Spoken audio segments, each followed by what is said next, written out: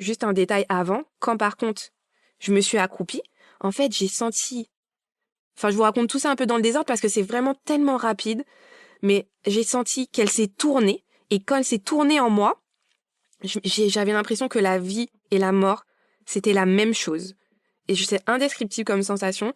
Et j'ai pas eu ça pour mes autres accouchements, parce que cet accouchement, je l'ai vécu tellement... il y avait dans ma bulle que... Et je me disais, en fait, là, elle va vivre, et en même temps, moi, je suis en train de mourir. Et c'était pas quelque chose de négatif, hein, c'était quelque chose de beau, juste de profond, de fort.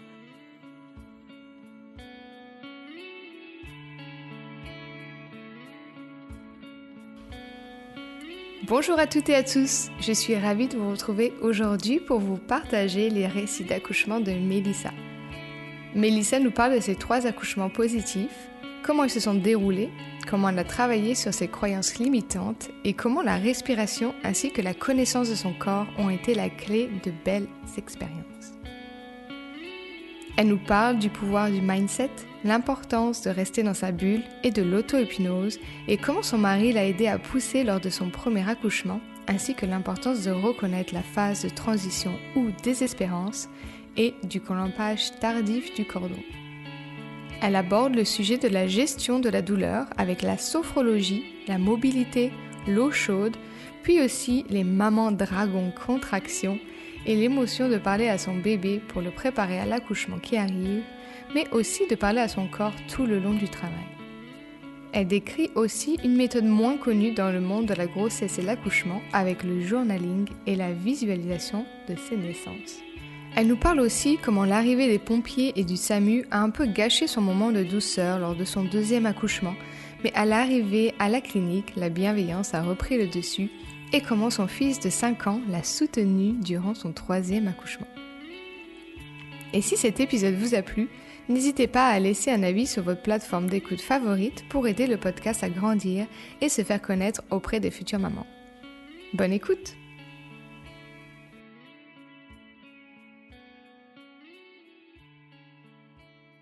Salut Mélissa, comment ça va? Ça va Laura, et toi? Je suis très contente de ce moment qu'on va partager ensemble. Eh bien moi aussi, je suis ravie de partager ce moment avec toi. Aujourd'hui, tu vas nous parler de tes 3 accouchements qui sont tous différents, mais qui sont tous positifs. Donc je pense que ça va inspirer beaucoup de futures mamans qui nous écoutent. Bah, c'est avec beaucoup de plaisir, hein. Alors si tu es d'accord, commençons directement avec ton premier accouchement et les préparations que tu as faites en amont. Alors, pour mon premier accouchement, j'avais vraiment l'objectif d'accoucher, sans péridurale parce que je me disais que tout simplement que c'était possible, en fait. Donc, j'ai cherché sur YouTube, sur les réseaux sociaux des femmes qui en parlaient, des témoignages et aussi, des émissions dès que ça parlait, d'accouchement. C'est des choses que je suivais déjà auparavant. Après, il y a des émissions pendant ma grossesse que j'évitais plutôt de regarder parce que c'était plutôt, anxiogène, pour moi. Donc je regardais vraiment des choses cool, des choses positives, en ayant connaissance aussi de ce qui pouvait se passer plus ou moins bien, hein. C'était pas juste regarder ce qui était positif, mais regarder comment on pouvait faire, autrement, en fait.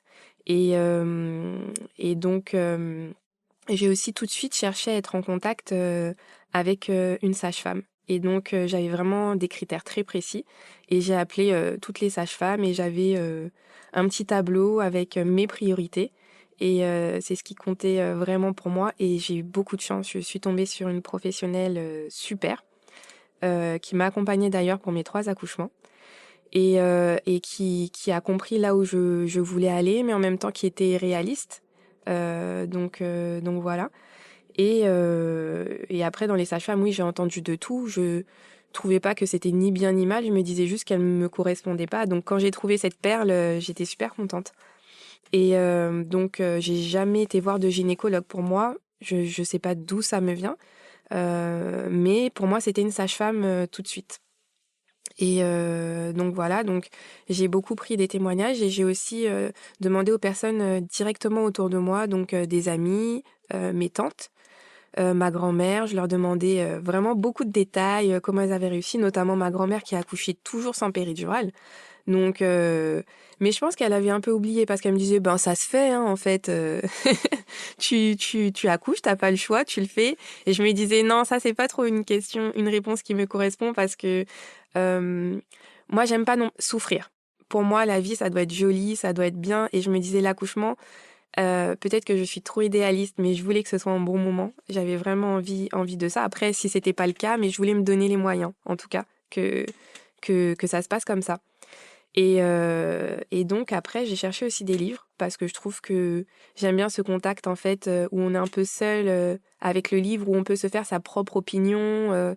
Et j'ai trouvé un livre euh, qui s'appelle, je l'ai noté d'ailleurs, et on pourra le noter aussi en description pour celles qui sont intéressées. C'est de l'auto-hypnose en fait.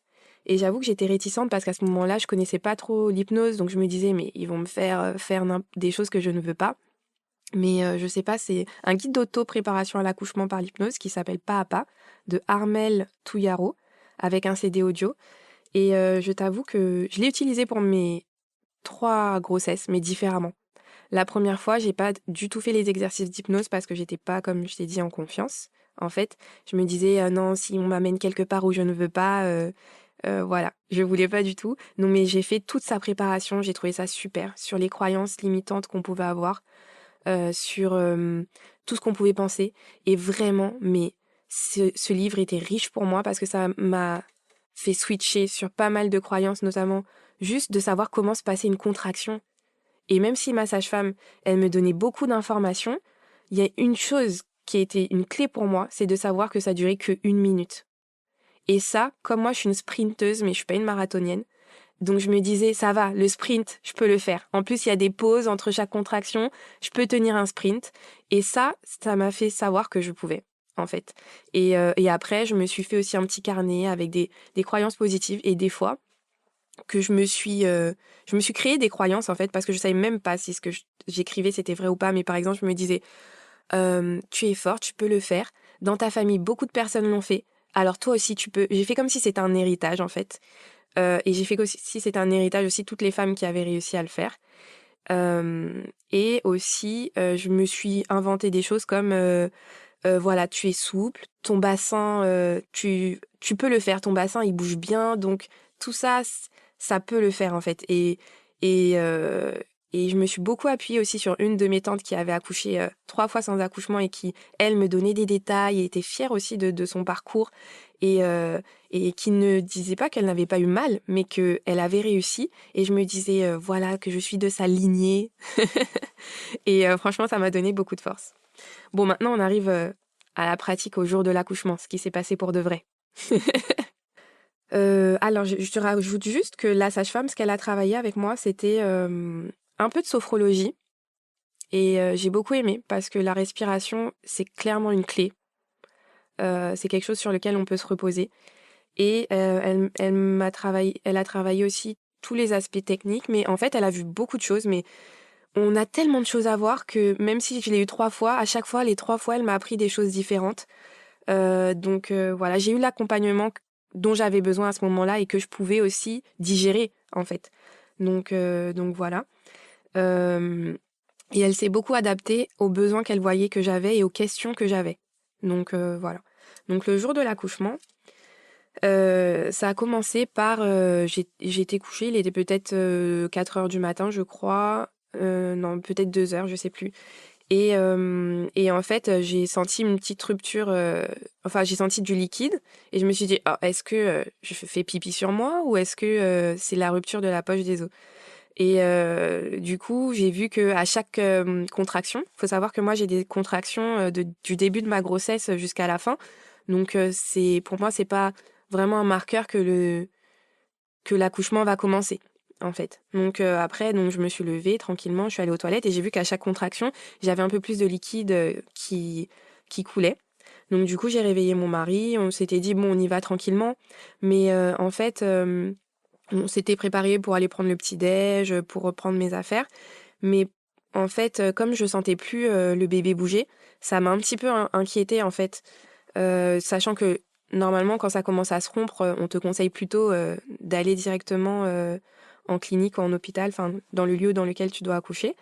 Mais donc du coup, comme il bougeait plus trop, moi j'ai préféré aller directement. Et, euh, et en fait, j'ai été bien accueillie. Comme j'avais un risque d'accouchement prématuré, j'avais déjà tout mon dossier qui était fait. Je connaissais les personnes qui étaient présentes.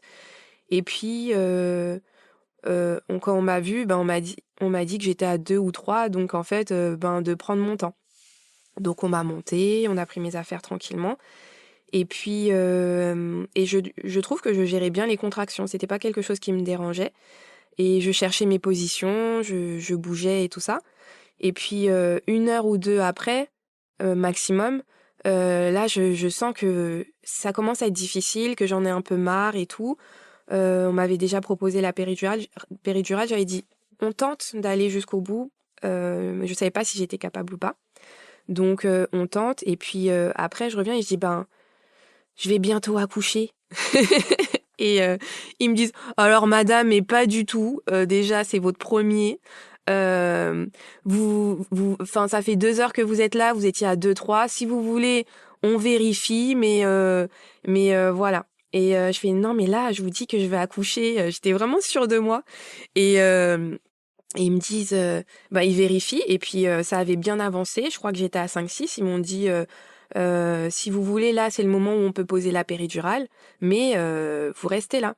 Et puis, je fais, ben non, j'attends un petit peu. Et puis après, j'ai dit, enfin, j'avais l'impression que je pouvais plus contrôler et j'en avais vraiment, vraiment marre, en fait. Je me disais, je pouvais plus. Alors, quand j'y repense, c'est pas vrai, c'était pas si douloureux que ça, mais tu vois, c'est que j'avais vraiment psychologiquement, ça passait plus. Et puis, donc, ils y vont, ils me font la péridurale, et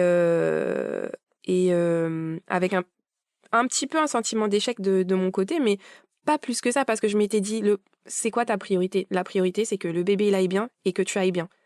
Donc du coup, ils se préparent. Et puis en fait, même pas 20 minutes après, ils m'ont dit que je commençais à accoucher. Et ça, on en reparlera après, c'est un point super important.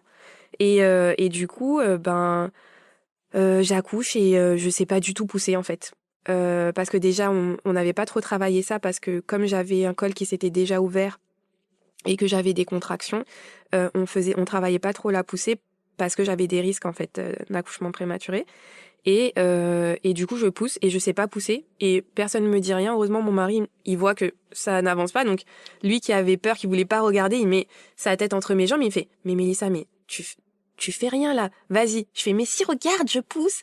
Et puis, tout le monde me disait, bah allez madame, parce que si vous continuez comme ça, on va sortir les outils, donc poussez. Et donc lui, il se met à côté de moi, il me fait, pousse, vas-y. Non, pas comme ça, plus comme ça. Et puis il se met à me dire comment pousser.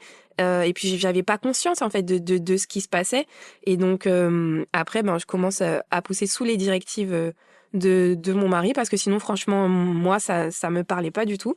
Et vraiment, comme je t'ai dit, 20 minutes après, le bébé était là, c'était simple. Et voilà. Mais ce que j'aimais dire, parce que moi j'avais vraiment envie d'accoucher sans péridurale, j'aimais trop dire non, mais la péridurale ça m'a rien fait, hein, parce que j'ai tout senti. Et en plus, j'ai accouché 20 minutes après m'avoir posé la péridurale, donc en fait tu sens encore tout et tout ça. Mais j'ai eu 2 accouchements après, et je peux te dire que quand même ça m'avait soulagée. Donc ça avait quand même marché alors. Oui, je pense que sinon j'aurais pas eu. Moi, j'ai eu beaucoup de chance au niveau de cet accouchement, parce que déjà, j'avais pas eu le temps ils avaient pas lu mon projet de naissance, mais ils ont vraiment eu tous les gestes euh, que j'avais envie. Ils ont été très respectueux. La position que j'avais, c'était la position gynécologique, mais avec le bassin un petit peu en dehors de la table. Et même si moi je disais non, je veux bouger comme je veux, à ce moment-là, c'est cette position dont j'avais envie en fait. Je voyais pas accoucher autrement. À ce moment-là, c'était vraiment super pour moi. Et si on m'avait demandé de bouger ou de faire quoi que ce soit, j'aurais dit non, en fait, laissez-moi juste allonger, s'il vous plaît. Juste, c'était comme ça. Donc voilà. Et puis ils ont été très patients et tout. Donc voilà. Donc ça, c'était pour le premier. Et je me disais, c'est dommage quand même. C'est dommage. J'en ai parlé à ma sage-femme quand j'ai vu. Je fais, c'est dommage parce que j'allais accoucher. Donc ça veut dire que j'aurais pu tenir sans péridurale. Qu'est-ce qui me manquait? Et donc elle m'a dit, mais en fait, ce que tu as vécu, c'est tout à fait normal. Ça a un nom. Est-ce que tu t'en souviens, Laura? Moi, je m'en souviens pas. Oui, oui, en fait c'est la phase de transition ou aussi désespérance. C'est quand l'adrénaline, elle prend le dessus et là, on panique un peu. On a l'impression qu'on n'est plus capable. Donc voilà. Voilà, c'est ça. Et en fait, si j'avais eu juste cette information, pour moi, ça aurait changé le jeu. Parce que je me serais dit, oh, ok, bon, en fait, tu t'as bien compris ce qui allait se passer. C'est vrai que ça paraissait un peu fou pour une primipare de dire non mais au bout parce que j'ai accouché super vite quand même en moins de depuis le début de la rupture de la poche des os j'ai mis moins de 8 heures pour accoucher tu vois donc c'est quand même rapide pour un premier accouchement euh, et euh, et du coup si c'était juste ça j'aurais eu les infos j'avais juste besoin qu'on me dise ben tiens bon c'est là en fait mais voilà j'ai pas eu ça et c'est pas grave c'est comme ça et tout s'est bien passé pour le reste donc voilà. Et donc, du coup, pour ma deuxième fille, j'ai mis un point d'honneur à me préparer spécialement psychologiquement pour ce moment-là. Parce que comme je vous ai dit, moi, j'aime pas souffrir, j'ai pas envie de souffrir, j'ai pas envie que ce soit douloureux. Et du coup, ce moment-là, il fallait que je me prépare à l'accueillir, à être forte, à être endurante. Et il y a eu un exercice de sophrologie qui m'a beaucoup aidée, que la sage-femme m'a montré, mais que j'ai fait en fait avec plus d'intention pour mon deuxième accouchement. C'était juste de mettre les mains en face de nous et de tenir un nombre de secondes précis et puis après de tourner dans un sens et dans l'autre et malgré le fait que tu commences à avoir des crampes ou enfin pas des crampes quand même mais une douleur musculaire, tu maintiens encore pendant 1 minute. Et ça, je me suis entraînée à faire ça pendant ma grossesse pour avoir une capacité à être plus endurante et plus persévérante face à la douleur, face aux moments difficiles même de la vie. Parce qu'en fait, moi, ça m'apprenait des choses, même sur ma vie, de me préparer à mes accouchements. Et du coup, aussi, je me suis beaucoup concentrée pour ma deuxième sur mon enfant. Je me disais, ok, toi, ça va être difficile pour toi, mais qu'est-ce que c'est pour cet enfant d'accoucher, de ressentir les contractions? Et ça, par contre, ça m'a tellement touchée de me concentrer sur mon enfant. Ouais, ça me touchait même aujourd'hui d'imaginer que je me concentre sur les enfants. Ça me donne une force et un détachement que j'ai beaucoup aimé. Et du coup, pour la deuxième, j'avais un carnet et j'avais un peu fait ça pour le premier, mais moins profondément. Et j'avais dessiné un peu la date à laquelle je voulais accoucher. Parce qu'il y a des dates où je voulais pas accoucher, parce qu'il y avait déjà des gens qui étaient nés à ce moment-là et je voulais qu'elle ait sa date, son moment. C'était important pour moi. Donc, je dessinais beaucoup la date, euh, son prénom, comment je voulais que ce soit. Et en fait, je me préparais à accoucher seule parce que c'est ce que je voulais. Je voulais pas que ce soit dépendant des personnes que j'allais avoir autour de moi, que ce soit mon mari, que ce soit le personnel médical, parce que je me disais, je ne sais pas qui y aura, je ne sais pas comment ils vont réagir. J'ai eu de la chance d'avoir des personnes bienveillantes au début, je ne sais pas comment ce sera. Et du coup, moi, je voulais réussir à accoucher seule chez moi. Mais il n'y avait pas de sage-femme qui le faisait autour de moi et mon mari n'était pas du tout d'accord. Et comme il n'était pas d'accord, j'étais pas en confiance de me dire s'il se passe quelque chose, je m'en voudrais parce que lui, il n'était pas d'accord. Donc je lui ai dit bon bah choisis une clinique. Donc il faisait les visites, je l'accompagnais quand il visitait les salles et tout. Et, et puis il disait oui voilà je préfère cette clinique, je trouve que c'est mieux que l'hôpital parce que si ça, je fais bah si tu veux. Après il posait des questions, je fais ben on ira où tu veux. De toute façon moi je me disais c'est je compte sur moi et puis le reste advienne que pourra. Et donc voilà on a fait les inscriptions et puis je lui disais ben moi je dessinais quand même que j'accouchais chez moi. J'avoue que j'y croyais pas vraiment, mais je savais que c'était mon désir. Du coup, comme d'habitude, risque d'accouchement prématuré, contraction tout le long de la grossesse. Mais comme d'habitude, j'accouche 2-3 jours avant mon terme. Et du coup, là, 2-3 jours avant mon terme, donc j'avais toujours pas accouché, la sage-femme passe. Et elle me dit, c'est vraiment si tu veux, est-ce que tu veux qu'on tente de faire un décollement? Et du coup, j'ai dit, ben franchement, j'osais pas te le demander, mais oui, vraiment, j'aimerais bien. Du coup, elle me dit, ok, on tente, mais elle me fait part de tout ce qui peut arriver, comment ça se passe et tout ça. Elle le fait. Franchement, c'est vraiment pas agréable. C'est comme pour moi une très forte douleur de règles, mais bon, ça dure un petit moment, un court instant, pardon. Là, je commence à m'embrouiller. J'ai oublié de vous parler de toute la préparation que j'ai faite pour ma fille. Donc là, par contre, pour le livre d'auto-hypnose, j'ai fait les exercices d'auto-hypnose pendant toute la grossesse. J'ai fait la visualisation. J'ai aussi ajouté une photo dans mon carnet où j'écrivais les notes sur sur ma grossesse et ce que j'avais envie de partager avec elle, avec ma fille. Une photo de mon fils et moi quand il est dans mes bras au moment où on a accouché. Parce qu'en fait, c'est un moment tellement doux, tellement beau. Et quand c'est le premier, tu sais pas du tout à quoi t'attendre. Tu sais pas du tout ce que ça va être, ce que ça va faire. Et là, c'était un moment qui m'avait fait oublier tout ce qui s'était passé avant. Et que c'était vraiment... J'ai tellement aimé qu'il grimpe sur moi, qu'il soit autonome, qu'il cherche le sein et tout, et de voir ses yeux, sa bouille. Et ça me motivait énormément. Je me disais, pense à ce moment-là, pas à la période où ce sera peut-être pas super agréable, mais à ce moment-là. Et du coup, je regardais, j'avais fait plein de cœurs autour et tout ça. Et puis, et voilà, ça me maintenait. Et je continuais mes lectures.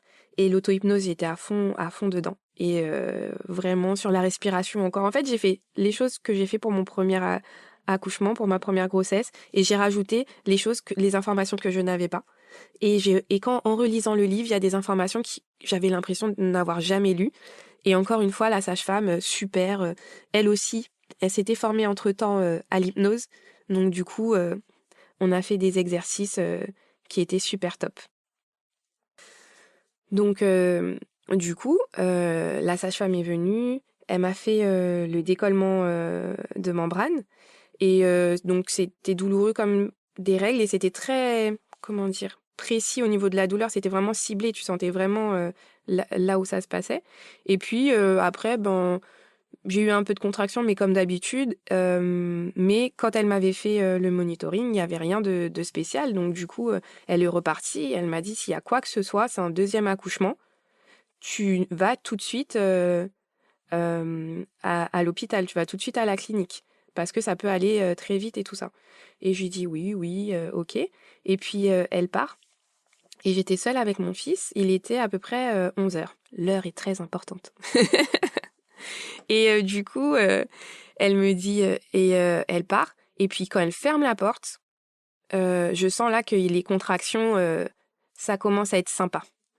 C'est pas des petites contractions pendant toute la grossesse. Là, je sens qu'il y a un truc qui se passe quand même. Donc j'appelle mon mari, je lui dis voilà ce qui s'est passé. Il y a eu un décollement membranaire, donc de membrane, pardon. Du coup, là, je sens que les contractions, elles sont bien, mais comme ça vient juste de commencer et qu'il finissait de terminer de travailler à 13h, je lui ai dit, bon, finis ce que tu as à faire, viens après, on ira ensemble et tout. Et puis, par contre, là, quand j'ai eu des contractions super fortes, j'ai pris mon ballon. Et mon fils, par contre, quand pour moi, c'était pas trop supportable, il s'est mis à se coller à moi. Il avait à cette époque 2 ans et demi. Et il voulait pas me lâcher, alors que moi, j'avais envie d'être dans ma bulle, en fait. Et donc, mais je pouvais pas non plus le laisser. Donc, j'ai essayé de l'occuper, ça fonctionnait pas, il pleurait vraiment. Donc, du coup, j'étais obligée de le prendre sur moi et j'étais sur le ballon, je commençais à faire des ronds. Et puis voilà. Et puis, à un moment, j'ai eu envie d'aller à la selle. Et là, c'est souvent un moment où ça veut dire que la tête, elle est descendue, en fait, un petit peu et que ça appuie au niveau digestif. Mais moi, j'ai pas pu parce que mon fils me le lâchait pas du tout, du tout. Et entre les contractions et lui sur moi, mon gros ventre, aller aux toilettes, je m'en sentais pas du tout capable parce que là, c'était vraiment des contractions qui commençaient à être paralysantes dans le sens où c'était vraiment des contractions qui me disaient t'as pas le droit de faire autre chose là, c'est concentration, focus. Et du coup, j'essaye d'appeler, donc je le prends, voilà, je le prends sur moi, il est un peu agité et tout ça. Et puis, à un moment, il s'endort. Je fais des mouvements que de bassin, c'est seulement ce que je peux faire. Je me mets au bord du lit avec un peu, on va dire, le périnée en dehors du lit. Donc vraiment que le bout des fesses sur le bord du lit, ce qui me permet d'avoir une super bonne mobilité. Et je me mets à bouger mon bassin et ça me soulage énormément. Je bouge comme je peux et en même temps, ça berce mon fils qui s'endort sur moi. Donc je tiens un petit peu comme ça, mais après, je sens que c'est plus trop possible. Et... Et je sais pas s'il s'est réveillé. En tout cas, je sais pas si c'était juste une petite sieste. Je vous saurais pas vous dire combien de temps ça a duré. En tout, je vous dirai après combien de temps a duré cet accouchement. On va laisser un peu de suspense. Et en fait, je prends mon téléphone Et puis mon fils se réveille et puis il part avec le téléphone. Et je prends mon téléphone en fait à ce moment-là parce que je vois que mon mari n'est toujours pas arrivé et que pour moi c'est vraiment difficile. Mais les contractions, je me dis, je veux ma péridurale. Même si j'ai beau avoir fait tout cette préparation, je veux ma péri. Du coup, j'étais là en mode, mais quelle idée j'ai eue! C'est quoi cette préparation? Mais non! Il y a des péridurales qui existent. Pourquoi tu te prépares à chaque fois à faire sans péridurale? Non, non, non, non, non, c'est très bien. Moi, je veux un soulagement. Et puis, je ne pouvais pas courir après mon fils pour le téléphone. Et à un moment, je réussis à avoir le téléphone. Je sais pas comment il me l'a rendu, mais je n'ai pas lutté. Je n'avais pas de force pour ça. Et j'étais à ce moment-là les genoux au sol et les bras au niveau de mon lit. Et je bougeais encore le bassin comme je pouvais. Il y avait que ça que je pouvais bouger d'ailleurs. J'étais très faible et il dépose le téléphone à côté de moi et apparemment il était déjà en ligne, donc peut-être j'avais déjà appelé, je me souviens pas de tout ce genre de détails. Mon mari qui me dit Mel, ça va, je t'entends pas, qu'est-ce qu'il y a et tout. Je fais juste t'es où? Comme ça, tu vois. Et là, il fait j'arrive tout de suite. En fait, j'ai un collègue qui m'a parlé. Après, je finissais les dossiers parce que je me suis dit peut-être que je vais pas revenir. Nanana. Et il commence à dire plein de trucs. Et moi, j'arrive même pas à lui parler. Mais il a senti, il fait tu entends? Regarde, écoute, je ferme la porte de la voiture. J'arrive. Est-ce que tu m'entends? Tu es là? Et moi, je fais et tout. Je sais pas ce que je fais, mais j'arrive même plus à parler. Et il dit à mon fils tu laisses ta mère tranquille, nanani nanana. Tu restes sage et tout ça. Pourquoi je ne l'entends pas? Est-ce que tu as pris le téléphone et tout? Et après, 10-15 minutes après, donc ça veut dire il a dû foncer sur la route, je lève un petit peu ma tête et de ma fenêtre, on voit en fait l'emplacement de là où il se gare. Donc du coup, j'entends une voiture, donc vraiment très rapide, j'entends sur le gravier, ça fait un bruit énorme, et donc je vois mon mari qui se gare en trompe et tout. Et donc là, je me dis, waouh, super, il est déjà là. Et du coup, je me lâche complètement et je me dis, tant pis pour mon fils, il peut faire ce qu'il veut, son père est là maintenant, c'est bon. Du coup, je me lève tout doucement, tranquillement, et je vois mon mari, je l'entends ouvrir la porte. En même temps, moi, j'ouvre la porte de la chambre. Écoutez bien. Et là, je, je suis debout. La poche des os se rompt et je vois tout, et je sens tout de suite la tête qui sort et je fais oh non, je vais mourir. Je sentais, mais c'était trop bizarre comme sensation. Je me fais oh, comment je vais faire? Je me suis posé 10 000 questions. Attends, mais la tête elle est sortie, mais si c'est pas se tourner et si le cordon ombilical est autour, comment je vais faire? Mais et qu'est-ce que je fais? Et je vais pas aller dans la voiture avec ça, et en plus la voiture elle est pas assez propre pour que je puisse avoir la tête de mon bébé dans. Et puis je me pose plein de questions et après mon parce que je savais pas si elle pourrait se retourner, si je pourrais la retourner, est-ce qu'il fallait que je la retourne, est-ce que... Et puis là, j'ai pas le choix, je me mets au sol, comment te dire. Là, par contre, en fait, pour cet accouchement-là, mon corps, c'est lui qui décidait des mouvements et moi, je l'écoutais dans chaque mouvement que je pouvais faire. Et donc là, je me suis accroupie et la poche des os venait de se rompre, hein, du coup, et mon mari qui ouvre la porte, c'était vraiment l'espace de quelques secondes. Il ouvre la porte, il arrive vers la chambre, et il voit la poche des os qui s'est complètement rompue, et donc il se sent pas très bien parce que lui, c'est pas le genre de choses qu'il aime voir. Et puis il me dit, Mel, non, relève-toi, viens, on va à l'hôpital. Et là, je lui dis, c'est trop tard. Et là, le bébé glisse et lui, il a le temps de se baisser et il rattrape le bébé. Et moi aussi, j'essaye un petit peu, mais bon, et il rattrape le bébé. Et là, on est choqués. Enfin, moi, non, je suis très contente parce que là, c'est un moment de joie et tout. Et je me dis, ah, enfin, ouf, il est là, tout va bien. Je regarde juste si elle pleure, de quelle couleur elle est et tout. Mais là, et il faut savoir juste un détail avant, quand par contre, je me suis accroupie, en fait, j'ai senti... Enfin, je vous raconte tout ça un peu dans le désordre parce que c'est vraiment tellement rapide, mais j'ai senti qu'elle s'est tournée, et quand elle s'est tournée en moi, j'avais l'impression que la vie et la mort, c'était la même chose. Et c'est indescriptible comme sensation, et j'ai pas eu ça pour mes autres accouchements, parce que cet accouchement, je l'ai vécu tellement... Il y avait dans ma bulle que... Et je me disais, en fait, là, elle va vivre, et en même temps, moi, je suis en train de mourir. Et c'était pas quelque chose de négatif, hein, c'était quelque chose de beau, juste de profond, de fort. Et donc, elle est sortie. Et moi, là, j'avais un grand sourire. Par contre, mon fils, il s'est mis à pleurer parce que je vous racontais le détail que j'ai pas pu aller à la selle parce que ça veut dire que là, il y a eu tout qui est sorti, si vous voyez ce que je veux dire, puisque je n'ai pas pu faire ce que mon corps m'avait demandé grâce à mon fils. Et Bien donc sûr. là, il trouve ça dégoûtant. Il raconte. Ouais, ouais, ouais. Et puis il a commencé à raconter ça à tout le monde. En plus, je lui ai fait, tu n'es pas obligé de raconter les détails de mon accouchement, merci. Et puis, donc il se met à pleurer. Alors moi, je prends le bébé. Et donc là, par contre, c'est catastrophe pour mon mari. Il se sent perdu. Il me dit, je lui dis, ben va me chercher s'il te plaît une couverture pour le bébé. Moi, ben j'étais heureusement en robe, mais du coup j'avais du sang, j'avais toutes les sécrétions sur moi. Je lui dis, s'il te plaît, prends quelque chose que je puisse m'asseoir pour ne pas salir. Et lui, il appelle la sage-femme. Et il lui dit, mais Mélissa, elle a déjà accouché. Elle lui dit, mais quoi? Faut savoir qu'elle était partie il y a 1 heure et demie. Tout ça, ça s'est passé en 1 heure et demie. Donc du coup, elle dit à Stanley quoi? Et elle se dit mais qu'est-ce qu'elle a pas fait? Qu'est-ce qu'elle a raté? Mais il lui dit oui, mais il lui dit mais c'est pas moi qu'il faut que tu appelles, c'est les pompiers, il faut qu'ils viennent vous chercher. Et donc il appelle les pompiers. Je lui dis mais est-ce que tu peux juste parce que moi j'osais pas bouger, j'étais au milieu d'une flaque avec le bébé sur moi, je voulais pas glisser. Je lui ai dit est-ce que tu peux m'accompagner? Et il fait oui attends. Et puis il prend mon fils et puis après il prend sa tête. Il appelle les pompiers. Et puis après, il va chercher la couverture, mais il va encore faire autre chose. Au bout d'un moment, je me suis levée, j'ai essuyé, j'ai pris le bébé, j'ai pris la couverture, j'ai fait ce qu'il y avait à faire, tu vois, parce que je me suis dit, bon, il est vraiment à l'ouest, mais ça me faisait rire, hein, c'était plutôt marrant. Et puis, et puis après, il y a les pompiers qui arrivent assez rapidement.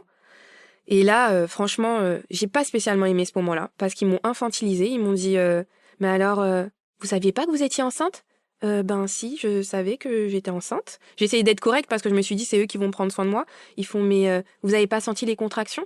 J'ai fait si, j'ai bien senti les contractions, ne vous inquiétez pas. Et c'est qui vous suivait? Vous avez pas une sage-femme? Ben si, elle venait de partir et elle vous laisse comme ça. Je fais en fait quand elle est partie, elle avait fait un monitoring, je n'avais pas de contractions. Vraiment, mais ils cherchaient un coupable alors que moi je venais de vivre un super bon moment et que tout s'était bien passé. Ils ont pris le bébé vraiment comme si c'était une urgence. C'est pas, je dis pas ça pour critiquer parce qu'ils font leur métier, mais j'ai trouvé que c'était dommage parce qu'en fait tout allait bien et qu'ils étaient paniqués alors que moi j'étais calme et qu'il n'y avait pas de raison. Ils me disaient asseyez-vous. Je fais bah attendez, je prends une serviette pour m'asseoir. Ils font non non non, on n'a pas le temps. Je fais écoutez, c'est mon canapé en fait. Si je mets du sang et tout dessus, moi j'étais peut-être que c'était déplacé de ma part aussi, tu vois, d'être trop rationnel ou je ne sais pas, mais je me suis dit non, enfin tout était pressé, urgent, alors qu'en fait c'est bon, j'avais accouché déjà. Donc rien n'était grave. Et donc ils ont pris le bébé, ils savaient pas non plus trop quoi faire avec lui, ce qu'il fallait faire, ce qu'il fallait prendre. Et puis après, il fallait prendre le placenta aussi. Donc du coup, mon mari, ça, il osait pas le faire. Donc je sais plus qui l'a fait. On l'a mis dans un sachet, je crois. Et puis après, ils l'ont oublié sur place et ils ont cherché à trouver aussi un coupable. Qu'à savoir, mais on s'en fiche. Mon mari va venir prendre le placenta, il va le ramener. Et puis voilà. Et puis après, je leur dis en plus, ils me disent, ils font ma fiche Ils cherchent absolument à me piquer. On arrive dans le camion de pompiers. Ils voulaient me piquer. Et moi, je demande juste, mais pourquoi? Mais vraiment pour savoir. Posez pas de questions. Et puis, il me pique 4, 5 fois les 2 bras avec mon bébé qui essayait d'allaiter. Et moi, je voulais pas rater ce moment-là, en fait. Donc, j'ai essayé de la mettre au sein. Il me fait, mais vous pouvez me donner vos bras? Mais vraiment, j'ai trouvé, mais déplacé par rapport au moment de douceur que j'avais eu. Et je fais, mais est-ce que vous pouvez juste me dire ce que vous mettez dans mes bras? Et est-ce qu'il y a un problème? Et, euh, et j'essayais vraiment d'être gentille parce que je me suis dit, c'est eux qui prennent soin de moi, je veux pas qu'ils me fassent la misère après, en fait.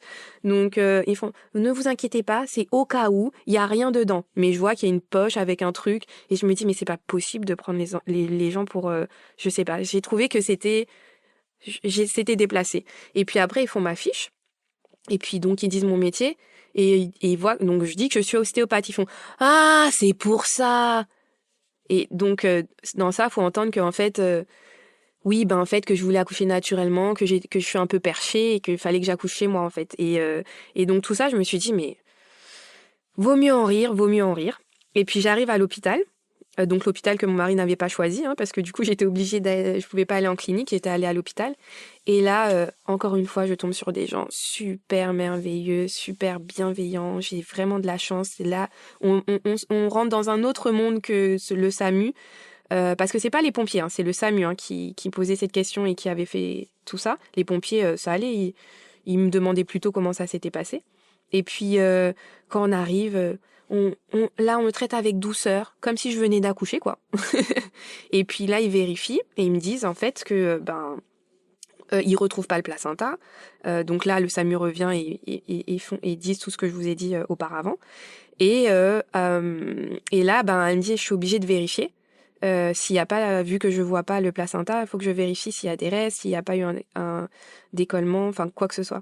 Et du coup, elle vérifie et elle voit en fait que je devrais aller au bloc pour enlever ce qui reste en fait. Et je lui dis c'est dommage quand même, je viens d'accoucher sans péridurale. Franchement, je me sens assez forte pour qu'on le fasse à main nue. Elle me dit non mais ça fait vraiment très mal. Je fais écoutez, ça dure combien de temps? Elle me dit, pour voir large, on va dire 15 minutes, mais peut-être moins. Je lui dis non, franchement, faites ce que vous avez à faire. Je vais serrer les dents. Je préfère rester là avec mon bébé. Faites ce que vous avez à faire. Et là, faut savoir que je suis en Guadeloupe. Il n'y avait pas d'eau chaude. Il manquait beaucoup de choses. Il y a beaucoup de choses qui manquent à l'hôpital. Donc, du coup, elle me dit, par contre, je vais pas vous laisser comme ça. Laissez-moi un petit peu de temps pour faire chauffer de l'eau dans sa bouilloire. Elle a pris les choses personnellement, en fait. Et elle m'a d'abord lavé avec de l'eau chaude parce qu'elle se disait, je viens d'accoucher, je vais faire preuve de courage, on va dire. Elle veut pas non plus me laver avec de l'eau froide, surtout que je tremblais déjà à ce moment-là. Et du coup, elle me lave avec douceur, avec de l'eau chaude, elle prend son temps. Et puis, elle me dit que par contre, oui, elle aurait préféré aller au bloc parce qu'en fait, il faut qu'elle vérifie, il faut qu'elle puisse faire bien les choses. Et puis, elle réfléchit un petit peu parce qu'elle voit que vraiment, moi, je suis déterminée à pas me faire anesthésier alors que tout, voilà. Et elle va prendre juste un échographe, en fait, et elle va vérifier tout ce qu'elle fait en faisant l'échographie, en fait. Et du coup, c'est vrai, c'était douloureux. Après, j'avais aussi 2 points. Du coup, elle m'a recousu aussi sans péri. J'ai serré les dents. Et en plus, à un moment, elle a raté, donc elle s'est dit ah, désolée et tout. Mais je fais non, mais tranquille, prenez votre temps, faites ce qu'il y a à faire. Moi, ça va. Sur ce genre de douleur, franchement, ça me dérange pas, je gère. Et donc du coup, donc voilà, ça s'est super bien passé. Elle m'a dit nickel, à l'échographie, il y a rien du tout. Donc j'ai dit ah merci, vraiment merci énormément pour ce moment. Et ça reste gravé dans ma mémoire en fait, ce genre de personnes qui pour moi sont à leur place en fait dans ce genre de métier et de circonstances. Et donc voilà. Et puis après, je pourrais vous raconter la suite avec mon mari, mais ce serait un peu long et peut-être ce serait pas approprié parce qu'il y a un 3e accouchement à raconter. Mais en tout cas, c'est vrai qu'il était un petit peu choqué. Quand la sage-femme, elle était avec toi, est-ce qu'elle a vérifié si c'était dilaté ou pas du tout, quoi? Est-ce qu'elle a vu Oui, oui, oui. et il y avait rien? De la sage-femme, il y a non, comme d'habitude. En plus, c'est quelqu'un qui avait l'habitude de regarder mon col. Donc c'est pour ça que je te dis c'est vraiment très rapide parce que elle a l'habitude parce que comme j'avais des contractions et j'avais l'habitude d'avoir comment dire mon col comment on dit se modifier. Voilà, le col se modifiait déjà pendant ma grossesse. Donc elle avait l'habitude et elle était très précautionneuse, elle faisait vraiment très attention et elle était vraiment concentrée à ce moment-là, tu vois. Donc elle me disait non, c'est comme d'habitude. Comme d'habitude, elle pouvait à peu près passer un doigt, mais ça c'était un peu depuis mon 6e mois. Donc tu vois. Après, j'ai oublié de vous dire un truc super important. C'est que en fait, pendant chaque contraction, je me dis des choses. J'accompagne la contraction et je fais, je dis, ok, ouvre-toi. C'est le moment où tu t'ouvres. Et du coup, je m'ouvre, je me relaxe pour que ça continue à s'ouvrir. Et c'est ce que j'ai fait pour cette 2e grossesse. J'étais vraiment très présente. Et du coup, c'est pour ça que les contractions, ok, c'était douloureux, mais en fait, j'étais vraiment là. Je soufflais, je respirais, je me décontractais et je profitais de chaque contraction et de chaque pause. Et tout avait son importance et j'étais vraiment en ouverture. Et ça, je pense que ça joue énormément. Et ton mari, il s'était pas préparé avec toi parce que toi, tu t'étais pas mal préparée?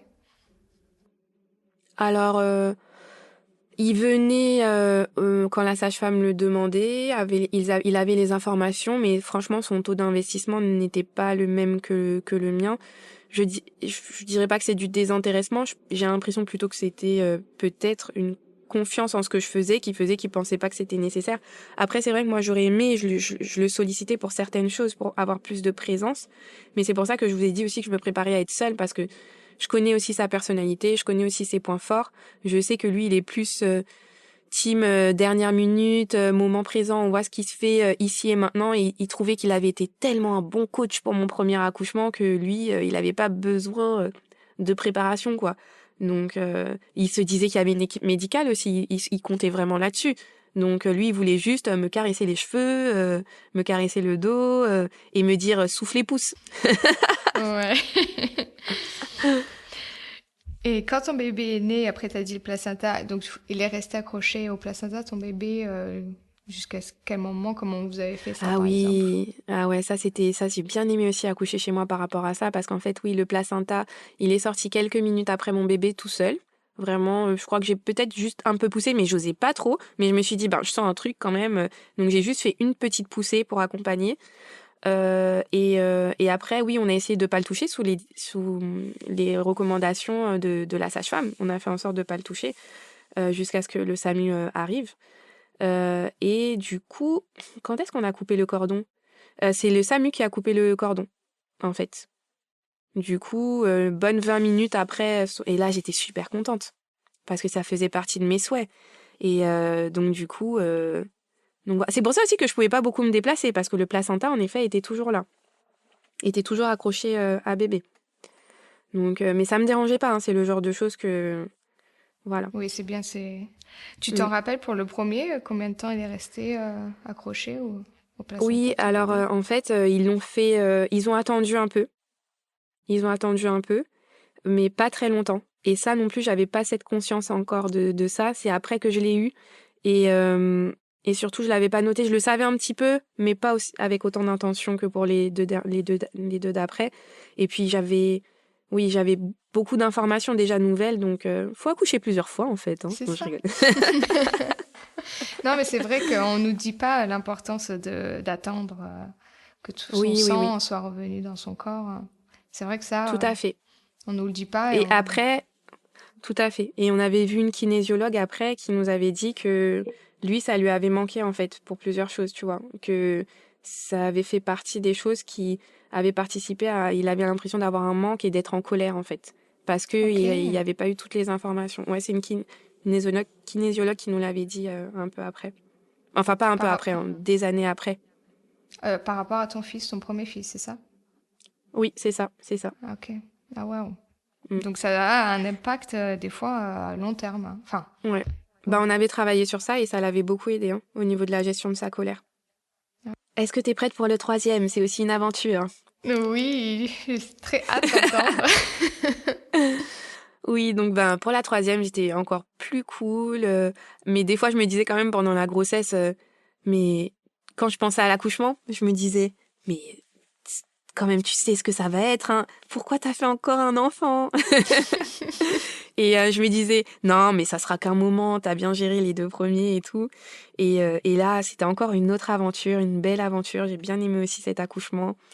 Alors du coup aussi là c'était encore quelques jours avant mon terme donc j'étais encore surveillée et tout se passait bien et en fait alors là c'est assez particulier parce que je me suis pas vraiment écoutée dans le sens où ça faisait une semaine que j'avais des contractions régulières mais comme je vous ai dit j'ai toujours des contractions mais là c'était vraiment régulier. C'était au début toutes les 2 heures, après toutes les heures, après toutes les demi-heures.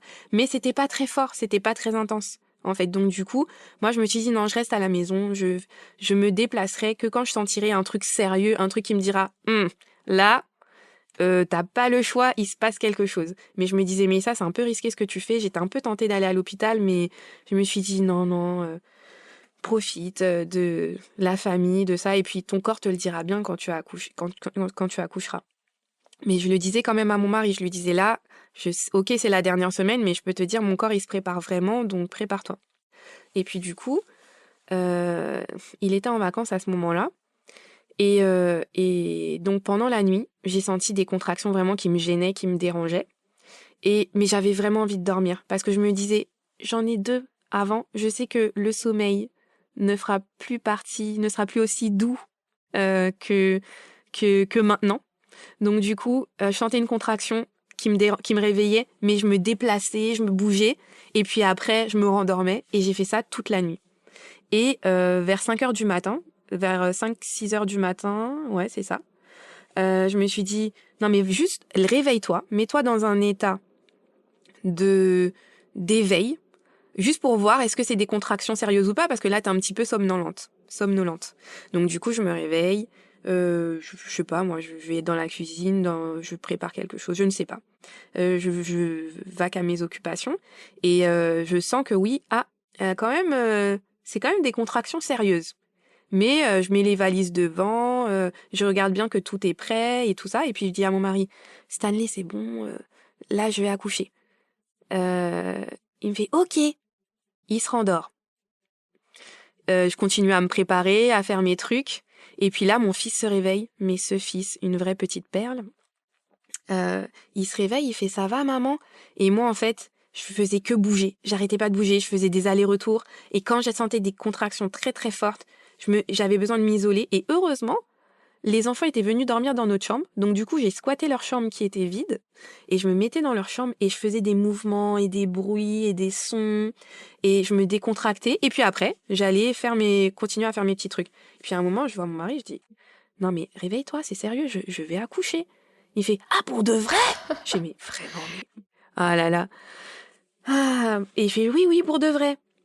Et je me suis dit, mais il se rappelle pas que je peux accoucher très vite ou pas? Il veut que je réaccouche à la maison? Et puis, et puis là, je sens que, et puis là, mon fils, quand il me voit, il me dit, je fais, donc il me dit, ça va? Je fais oui.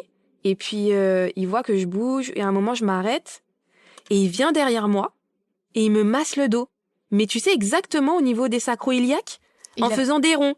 Il avait Et ça appris à me faire? faisait un bien fou. Mais je sais pas, peut-être qu'il nous a vus, je ne sais pas. D'où il sort ça, tout de suite il a mis sa main, après au niveau de mes lombaires, il a commencé à faire ça, et il me dit, ça va aller, tu es forte, tu peux réussir à tout faire. Et tu vois, moi j'arrivais pas à parler, mais dans mon cœur, ça m'a tellement touché ce qu'il m'a dit, et ça me faisait tellement du bien, il faisait ça tellement naturellement. À ce moment-là, il avait 5 ans, je crois. Attends, il avait quel âge? 5 ans et demi? Non, 5 ans, il avait 5 ans. Et du coup, il me fait tu es forte. Et puis après, il continue à ses occupations. Il se prépare. Je lui dis prépare-toi, tu vas aller chez Tati et tout parce que moi, je vais accoucher. Et puis là, je sens que les contractions, par contre, commence vraiment à devenir sérieuse. Et j'ai pas le temps de m'énerver sur mon mari, tu vois. Mais j'ai vraiment envie de lui dire là, par contre, faut se dépêcher, quoi. J'ai tout préparé. Il y a juste les choses à mettre dans la voiture, tu vois. Mais bon, je peux pas quand tu accouches. Donc je me dis, du coup, quand tu accouches, t'as pas le temps en fait de te concentrer en fait sur le reste. En fait, ton corps t'appelle à autre chose. Donc je me dis bon, je vais me doucher. Et là, l'eau chaude, vraiment enfin là, c'est la première fois que j'expérimente ça. L'eau chaude me détend énormément. Et là, je sens que les contractions, elles sont vraiment vraiment sérieuses. Je sens vraiment le travail au niveau du col. Donc c'est assez spécial, tu vois. C'est comme des douleurs de règles très très fortes. Mais assez ça reste paralysant, on va dire, dans le sens où je peux plus trop faire. Je bouge un petit peu, je suis sous l'eau chaude. J'ai plus trop envie de sortir de l'eau chaude parce que je me dis comment je vais gérer quand je vais sortir de la douche. Mais bon, je pense aussi un peu aux enfants quand même. Donc, quand mon mari me dit que c'est prêt, tout est dans la voiture, qu'ils sont tous dans la voiture, du coup, je m'habille et j'y vais. Et là, comme l'hôpital venait de changer de lieu, euh, il me demande un tas de choses. Quel est le chemin? Quel est ci? Quel est ça? Tu vois? Et moi, heureusement, enfin, j'avais déjà tout préparé, tu vois. Donc, je lui mets l'itinéraire que j'avais déjà préparé, mais je me dis, mais en fait, c'est difficile pour moi, tu vois, d'avoir des contractions qui étaient très rapprochées et en même temps de gérer, qui me dit, est-ce que il y a ci, il y a ça? Et puis, en plus, il était tellement stressé qu'il prenait tous les trous. Parce qu'en fait, comme il était vers 7-8 heures du matin, tu vois, c'est un horaire où les gens allaient travailler, pardon. Donc du coup, on est passé par un chemin qui allait un peu plus vite, mais du coup, et là, ça me faisait très mal. Et du coup, et là, ce qui m'a aidé, je me suis dit, concentre-toi, c'est pas grave. Je me concentrais un peu sur la route parce que j'avais envie d'arriver et que je voyais qu'il était un peu perdu, stressé, tu vois. Bon, faut savoir, là, je vous parle d'un moment spécial, hein, sinon il est pas comme ça d'habitude. Hein. Mais en fait, du coup, moi, ce que je faisais pour m'aider, comme je pouvais pas spécialement bouger dans la voiture comme je voulais, je bougeais énormément mes cuisses et je tapais mon genou contre le tableau de bord. Et ça me faisait beaucoup de bien parce que je me concentrais en fait sur le fait que ça tape au niveau de mon genou plus que sur la contraction. Donc je me concentrais sur autre chose en respirant et ce qui me permettait en même temps d'avoir un bon mouvement au niveau du bassin. Et, et franchement, ouais, voilà, c'était douloureux. C'était douloureux, mais j'aime pas utiliser ce mot douleur, c'était parce que ça reste supportable quand même, tu vois. Pour moi, mon corps, il m'appelait à faire autre chose et à me concentrer, en fait. C'était plutôt ça. Et donc voilà.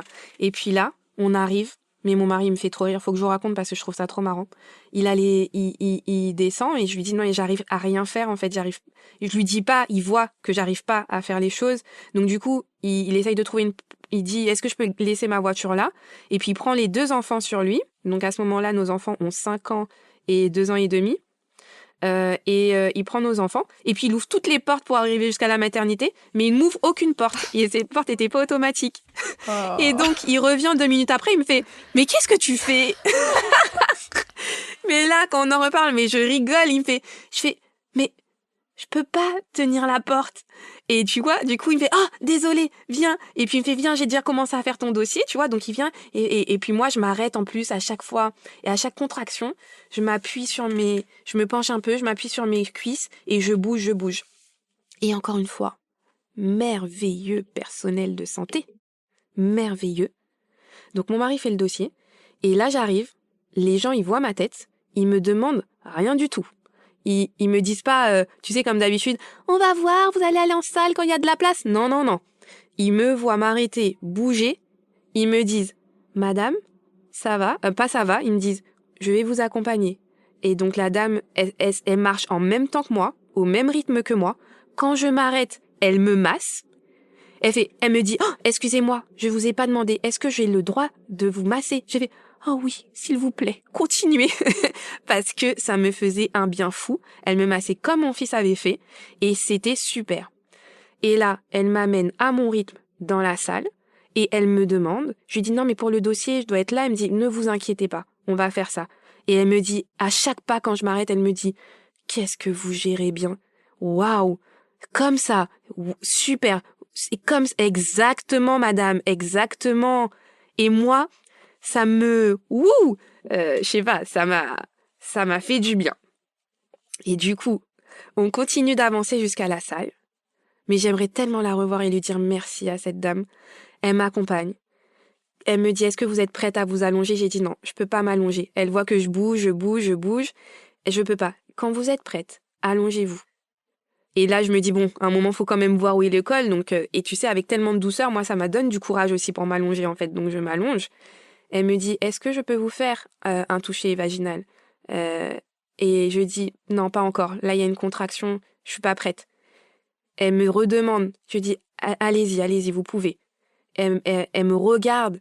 Elle est intentionnelle. Enfin, j'ai envie de pleurer quand je te raconte ça. C'est tellement beau d'être aussi gentille. Elle me touche. Et là, par contre, quand je vois, elle enlève sa main. Elle me dit rien. Elle enlève le gant. Elle dit, continuez comme ça. Elle s'en va. Je dis, ça veut dire 2 choses. Soit j'ai des contractions de malade, mais en fait, il n'y a rien qui se passe. Soit je vais accoucher. Et elle reste dans une douceur, mais ça se voit qu'elle se maintient, en fait. Donc mais je veux pas savoir. Je la regarde. Je lui pose pas de questions. Elle fait, je vais appeler ma collègue. Et elle dit, j'hésite à lui demander, tu vois. Après, je lui demande pas parce que je me dis, je suis tellement dans un bon mood que là où je suis, je veux y rester. Je lui dis, elle arrive avec une autre collègue. Et apparemment, elle lui a déjà dit les informations avant. Et elle dit, la dame ne sait pas. Et je fais, oui. Et ne me dites pas, s'il vous plaît, ne me dites pas, ne me dites rien du tout. Faites ce qu'il y a à faire. Ils arrivent avec une chaise, comment ça s'appelle, une chaise roulante? Ouais, c'est ça, une chaise roulante. Ils me mettent dessus. Ils m'accompagnent tranquillement. Et là, ils me disent, et là, on arrive dans la salle d'accouchement. Donc, je me dis, bon, c'est plutôt bon signe pour moi. Et puis, il y a une autre sage-femme qui arrive, elle me fait, ah, ben, vous, on vous fait pas de péridurale? J'ai fait, pourquoi? Parce que je souffrais quand même, tu vois.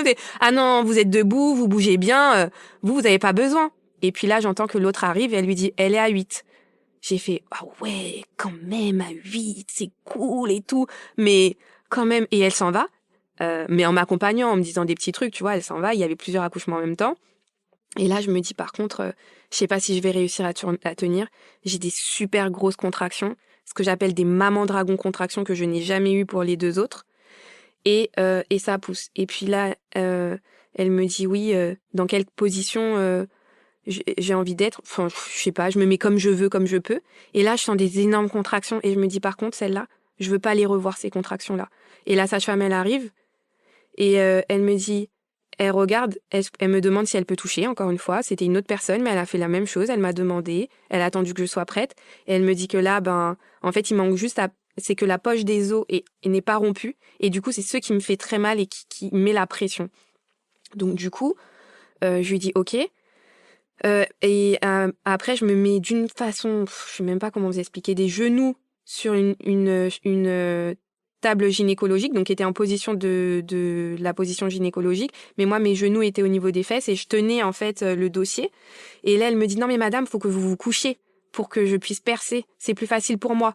Et là, il y a encore une maman dragon contraction qui arrive. En même temps, mon mari ouvre la porte, donc là, je me relâche vraiment. Et et elle me dit, et elle essaye de me redire de me repositionner pour qu'elle puisse percer parce que dans cette position, elle peut pas, elle voit rien. Et je commence à hurler, percez-la! Percez-la! Et là, et parce que moi je voulais plus avoir ça, donc j'ai tout maintenu et je veux plus ressentir cette contraction, je maintiens. Et mon mari qui me caresse le dos, il fait, mais ça c'est bon, le bébé il est là. Je fais, ah bon?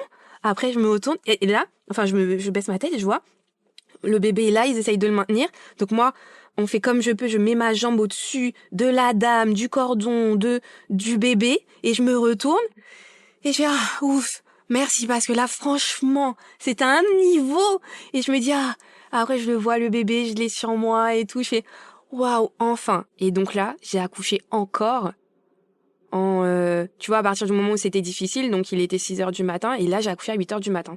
Encore en 2 heures, quoi. Mais en fait, c'est plus long, puisque je t'ai dit, depuis une semaine, j'avais mes contractions, tu vois. Donc, mais vraiment, les moments intenses, ça a duré 2 heures. Et il faut savoir aussi que quelque chose que je me dis, c'est que moi, je me répète, je suis une sprinteuse. Et je dis à mon corps, je suis une sprinteuse. Je n'ai pas le temps de marathonner avec toi. Je n'ai pas le temps d'avoir 8 heures, 12 heures, 24 heures d'accouchement. Je lui dis, je ne pourrai pas tenir psychologiquement. Je peux tenir, je peux faire les choses qu'il a à faire maintenant, mais j'ai une durée limitée, tu vois. Et ah oui, c'est ce que je me suis dit aussi pour ma deuxième fille. Je lui ai dit, je suis seule avec le bébé. J'ai dit ça à mon corps. Je suis seule avec le bébé. Là, franchement, les contractions, c'est difficile. J'avais noté dans mon carnet que je voulais que ça dure 4 heures, 8 heures pour avoir le temps de me rendre compte que j'accouche, que si, que ça. Je lui ai dit là, on peut accoucher. Je suis prête, même si c'est à la maison. Tu vois? C'est comme ça que j'ai parlé à mon corps. Je lui ai dit, c'est bon, je suis prête, je m'ouvre, qu'est-ce que tu veux? De la relaxation, je me relaxe. Mais voilà. Et pour les mamans dragon contraction de ma troisième grossesse, j'ai dit, je ne vous veux plus. Donc, et là, j'ai senti pour cette troisième grossesse, ce troisième accouchement, j'avais l'impression que c'est pas que le bébé qui sortait, que c'était mes boyaux, mon tube digestif, que c'était mon bassin, que c'était tout mon corps qui sortait. C'était vraiment une sensation, mais oh, voilà, c'était quelque chose, tu vois. Et du coup, pour cette préparation, j'ai même pas parlé de la préparation pour cet accouchement. J'ai refait la même chose, sauf que j'ai ajouté plus de mouvement pendant ma grossesse. Plus de présence, plus de mouvement, plus de préparation en mer qu'on a décidé avec la sage-femme, et on a travaillé des choses très très profondes au niveau de l'hypnose qui m'ont fait relâcher sur mes croyances limitantes, sur mon rapport à la maternité, sur tout, des choses très très profondes, mais clairement qui avaient un lien avec ma capacité à, à aller vers cet objectif d'accouchement apaisé, avec des valeurs de paix et de comment dire, le plus naturel possible en fait. En accord avec moi en fait, en accord avec ce que je voulais. Donc voilà, j'étais trop contente franchement après de tenir mon bébé, de le voir. Là aussi j'ai été recousue un petit peu après, sans anesthésie, et mon mari il était là aussi, et là par contre il a trouvé que c'était vraiment fort parce qu'il a vu, tu vois, les longs fils, l'aiguille, comment ça s'appelle? J'arrive pas à trouver mon mot. crocheté, enfin, tu vois, comme un crochet. Et moi, j'avoue que, tu vois, ça, ce genre de choses, c'est pas ce qui est douloureux pour moi. Ce qui était vraiment douloureux, c'était ma capacité à être endurante au niveau des contractions. Et c'est ce que j'ai travaillé, en fait. Et donc, ils te l'ont percé la poche ou pas alors? Pour le deuxième, non. En fait, j'ai dit, quand ils ont mis le bébé sur moi, je fais, bah, alors vous l'avez percé? Il fait, non, non, tout est fait tout seul. Quand elle est sortie, ça a percé. Tout seul, enfin, c'est. Ah. Parce que je me demande pourquoi, parce que tu vois, tu étais pratiquement à la fin là, parce que je crois qu'ils la percent pour accélérer le travail, tu vois. Donc là, il n'y avait pas besoin, parce que tu étais à la fin. Ton bébé peut naître dans son sac, quoi. Mais ça te faisait mal, c'est ça? Oui, c'est vrai. Mais moi, j'ai senti que ça avait mis la pression par rapport aux autres. Il y avait une grosse pression, hein, le fait que ce soit pas percé. Pour moi, tu vois. Parce que, ouais, pour moi, j'ai senti que ça n'avait rien à voir avec les autres. Je sentais un gros bloc, alors que pour mes autres enfants, ça allait, quoi. Ça allait. J'aimerais juste ajouter aussi quelque chose qui m'a motivée pour mon fils. C'est que moi, j'osais me toucher. Quand j'ai accouché pour mon fils, j'ai touché sa tête qui sortait. Ça m'a aidé à pousser. En fait, je touchais sa tête, je savais qu'il était bientôt là. Et c'est quelque chose qui m'a motivée parce que c'était palpable. En fait, t'es là avec un enfant, qui est dans ton ventre, même si tu le sens bouger, ça n'a rien à voir avec. Et là, moi, j'ai senti sa petite touffe de cheveux et ça m'a énormément motivée. Voilà, c'est juste ça que je voulais Ouais, ajouter. moi aussi, je me rappelle avoir touché, j'ai senti vraiment cette contraction-là qui est restée, tu sais. Et j'ai touché, j'ai dit, Hmm. Tyler, regarde! Ça fait bizarre parce qu'en fait, tu sais plus trop qu'est-ce que c'est. Parce que moi, j'avais poussé pendant longtemps, tu vois. Ouais. Je me dis, mais qu'est-ce que je suis en train de toucher là? C'est moi? C'est sa tête? Oui, on peut se poser la question. Tu sais plus trop ce que c'est là-dedans, là. C'est Ah, encore un peu de toi. ouais, c'était encore un peu moi. Ah non, franchement, c'est cool, hein. Enfin, ton mindset, il est super important. Là, on voit, Ah tu vois, oui, c'est plus la clairement. préparation, voilà, dans la tête, plus que le corps même. Après, tu vois, tu bouges beaucoup aussi.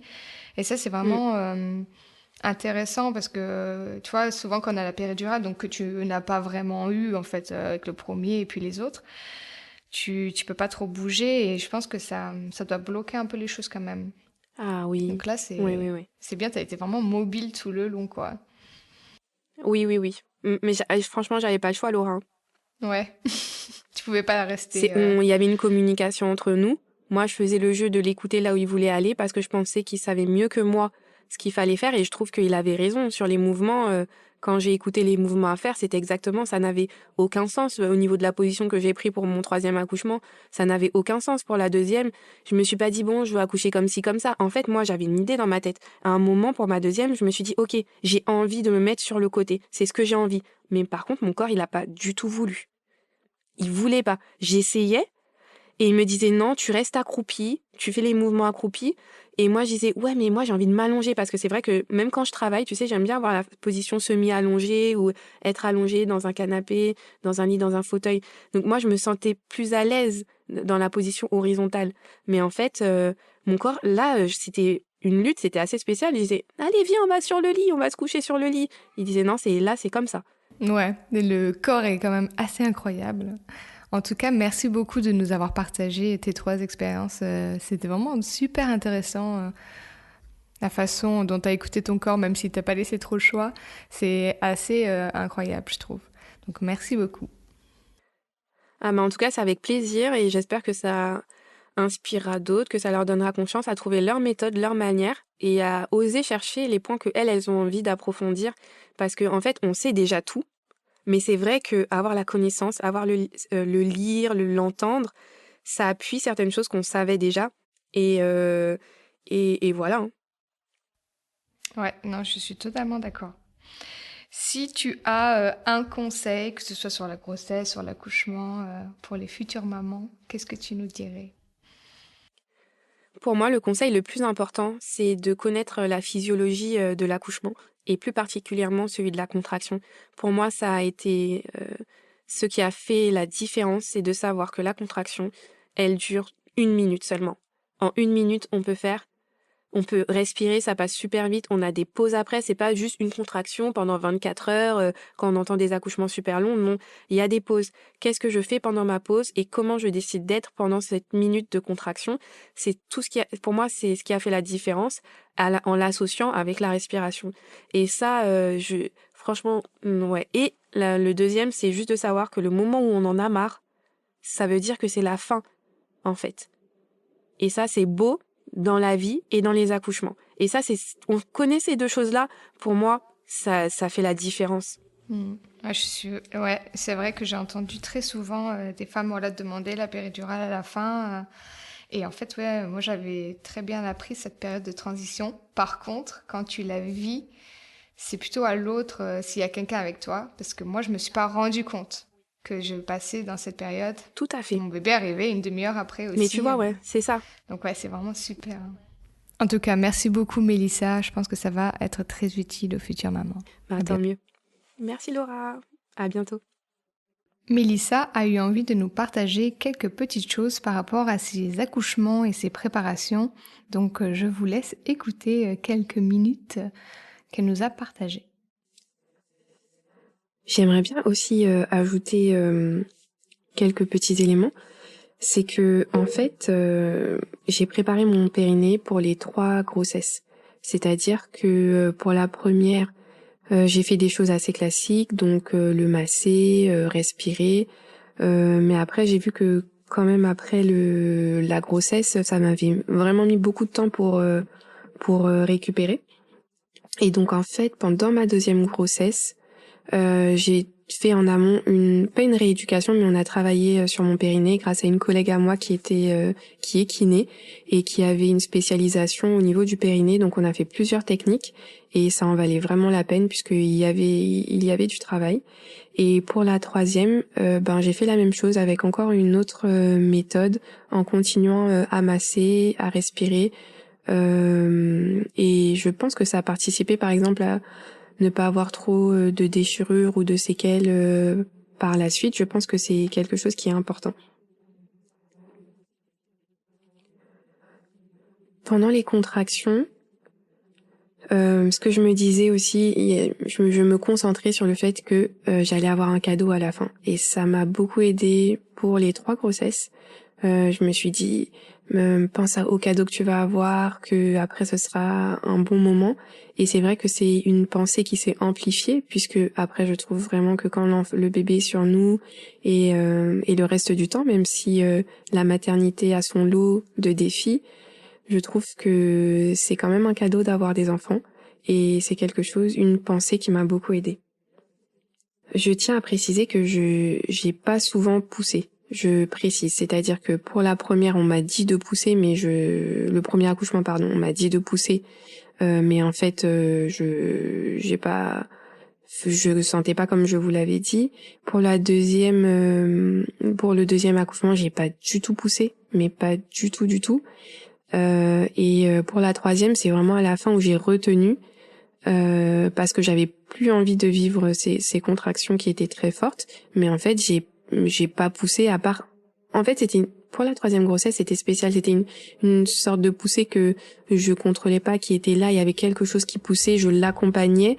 C'était plutôt le bébé qui descendait, j'avais l'impression. Mais après, c'est vrai que j'ai retenu juste avant qu'elle sorte, en fait.